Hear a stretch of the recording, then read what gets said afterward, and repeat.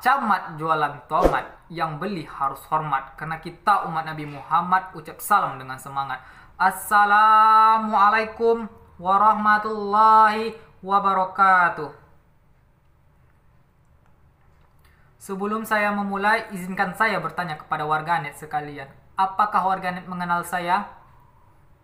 Jika belum, ada sebuah pepatah mengatakan, tak kenal maka tak sayang maka tak cinta. Nah, karena dari itu, izinkan saya memperkenalkan diri saya terlebih dahulu. Perkenalkan, nama saya Nofrian, dari Universitas Islam Negeri Sultan Syarif Kasim Riau, jurusan Ilmu Komunikasi, kelas 1C. Alhamdulillah Rabbil Alamin.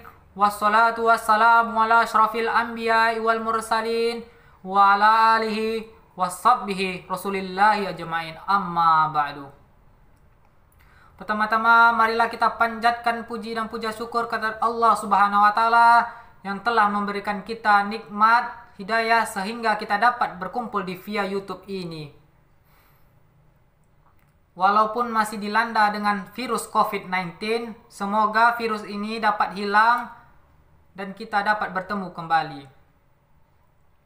Salawat beriring salam tak lupa pula kita hadiatkan kepada junjungan Nabi besar kita Nabi Muhammad sallallahu alaihi wasallam yang telah membawa kita dari zaman kegelapan sampai zaman terang menerang ini dengan mengucapkan Allahumma sholli ala Muhammad wa ala ali Muhammad. Baiklah, saya tidak akan memperpanjang mukadimah. Adapun judul pidato saya yaitu sebagai dasar kehidupan. Nah, di sini kita akan membahasnya. Kenapa sih Pancasila itu diterapkan dalam kehidupan sehari-hari? Nah, karena Pancasila itu sebagai dasar negara dan ideologi bangsa Indonesia. Pancasila juga mengandung nilai-nilai moral, norma yang harus diterima oleh seluruh rakyat Indonesia karena hal tersebut bisa menjadi landasan kehidupan berbangsa di Indonesia. Nah, oleh karena itu, norma-norma yang terkandung dalam Pancasila kita gunakan dalam kehidupan sehari-hari agar tidak muncul perpecah belahan. Nah, diantaranya ada norma-norma yang terkandung dalam Pancasila, yakni yang pertama norma agama. Norma agama juga disebut norma kepercayaan yang ditujukan ke seluruh rakyat Indonesia untuk beriman kepada Tuhan Yang Maha Esa. Dengan adanya norma ini, diharapkan setiap rakyat Indonesia dapat berpegang teguh kepada agama masing-masing dan saling menghargai. Nah, contohnya nih, kita ibaratkan seperti kita tidak boleh membenci seseorang apabila dia berbuat jahat kepada kita. Nah, kita apabila dia berbuat jahat kepada kita, jangan kita balas dengan kejahatan. Mari kita balas dengan perbuatan yang baik supaya dia mengerti dan tidak membalasnya dengan kejahatan lagi. Nah, yaitu ada juga norma moral atau norma kesusilaan. Nah, norma moral dan norma kesusila ini paling dasar dalam budi pekerti kita atau etika kita. Nah, moral ini menentukan bagaimana cara kita bernilai lingkungan, lingkungan masyarakat maupun di luar rumah. Nah, bagaimana etika kita sesama orang yang lebih tua dari kita. Nah, di situ supaya bisa kita diterima oleh masyarakat. Norma kesopanan. Norma ini juga disebut dengan norma sopan santun, tata krama maupun kadang juga disebut norma adat. Norma ini didasarkan kebiasaan rakyat Indonesia dalam berperilaku kemasyarakatan pada suatu daerah dan daerah lainnya berbeda-beda norma kesopanannya. Nah, norma kesopanan ini sanksinya itu biasanya berasal dari masyarakat setempat.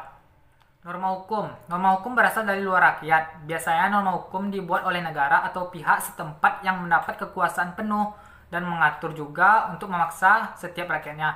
Contohnya, negara membuat sebuah peraturan perundang-undangan tentang lalu lintas untuk mengatur rakyatnya agar lalu lintas jadi lebih teratur.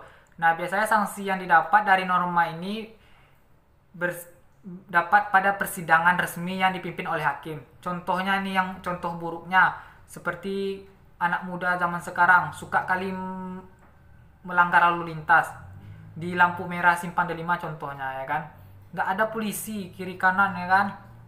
Langsung digasnya aja. Nah, itu tidak boleh, itu melanggar lalu lintas. Nah, disitulah nanti diterapkan undang-undangnya. Alasan Pancasila sangat dibutuhkan karena kita memiliki banyak sekali suku, budaya, agama, dan juga secara demografis, kondisi wilayah Indonesia sangat besar dan terdiri atas pulau-pulau yang dipisahkan oleh lautan yang sangat luas.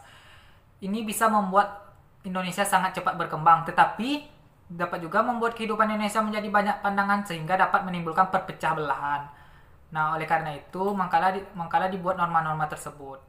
Sekian pidato saya. Apabila saya ada kesalahan, saya mohon maaf karena manusia luput dengan kesalahan. Dan tak lupa pula kita berdoa semoga COVID-19 ini dapat hilang dan kita dapat bertemu kembali. Dan saya berterima kasih kepada teman-teman warganet yang telah menonton video saya sampai akhir. Semoga kita dapat memahaminya. Karena tadi saya memulaikan dengan sebuah pantun dan saya akhiri dengan sebuah pantun lagi. Kalau ada sumur di ladang, bolehkah saya menumpang mandi? Kalau ada umur yang panjang, bolehkah saya berpidato lagi? Assalamualaikum warahmatullahi wabarakatuh.